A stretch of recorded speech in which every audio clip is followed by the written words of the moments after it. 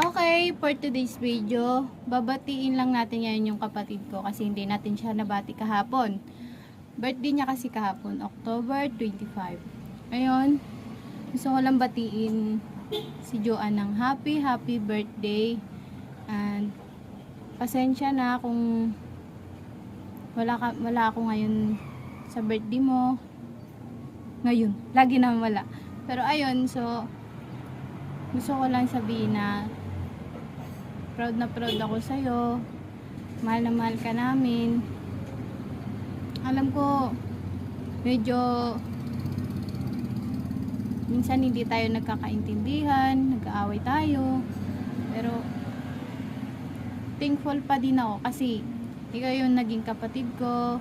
Ikaw yung lagi nandiyan para sa akin. Pag may problema ako, ikaw lagi yung nagko-comfort. Kaya ayun, mahal na mahal kita and happy birthday ulit. At sana kahit